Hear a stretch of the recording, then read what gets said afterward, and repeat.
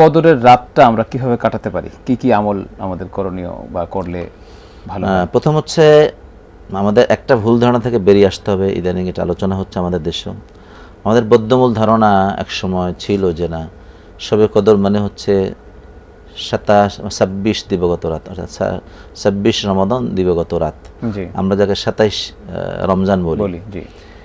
এই বদ্ধমূল ধারণা থেকে আমাদের বেরিয়ে আসতে হবে। কারণ হচ্ছে কোনো ডকুমেন্ট নেই আমাদের কাছে যে ওই তারিখই শবে কদর।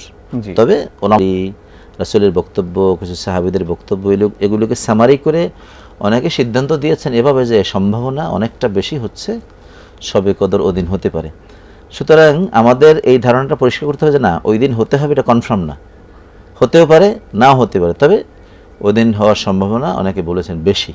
কেউ কিন্তু নিশ্চিত করে বলেন না, পৃথিবীর কোনো আলেম বলেন না নিশ্চিত করে এই দিনই শবে কদর। এটা হলো একটা দিক। সুতরাং আমাদের প্রতিটি রাতেই কিছু ইবাদত করা দরকার, প্রতিটি রাতেই কিছু আমাদের আল্লাহর কাছে ক্ষমা চাওয়া দরকার। তো এই জন্য আমরা কতগুলো আমার কথা বলেছি শেষ দর্শকের। কিন্তু বিশেষ করে আমরা যেদিন মনে করছি যে শবে কদরের সম্ভাবনা বেশি, যেটাকে আমরা 27 রাত বলি, অথবা 26 রাত বা 27 রমজান বলি, যেটা আর কি 25-26 দিবগত রাত। তো এই দিনে আমরা যদি একটু বলি যে না, ওই দিনে আমরা আরেকটু বেশি ইবাদত করব, কিন্তু ওই দিনেই শবে কদর হবে এটা নিশ্চিত করে বলার সুযোগ নেই।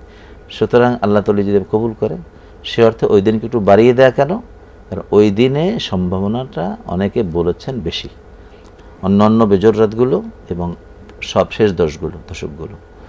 এবং বিশেষ করে তারাবির নামাজে অনেকে 8 রাকাত পড়ি, অনেকে 10 রাকাত পড়ি। আমি মনে করি এই দিনগুলোতে কমপক্ষে আমাদের 20 রাকাতই পড়া উচিত, কারণ এটা নফল ইবাদত, বেশি ইবাদত হইল। তারপরে আমাদের ভোর রাত্রে একটু আগে উঠলে একটু 1 ঘন্টা হয়তো সালাত আদায় করার চেষ্টা করা। বিভিন্ন জায়গায় এখন কিন্তু কিয়ামুল লাইল হচ্ছে বিভিন্ন মসজিদে, নতুন করে সৌদি আরবের মতো, সেগুলোতে অংশগ্রহণ করার সুযোগ চেষ্টা করা। আমি মনে করি সেভাবে কাটালে আমাদের জন্য ইনশাআল্লাহ আমরা সাধ্য অনুযায়ী চেষ্টা করবো। আল্লাহ তাআলা আমাদের কবুল করেন, আল্লাহ কবুল করুন, আমিন। হেভেন টিভি, জান্নাতি আহ্বানী প্রতীক।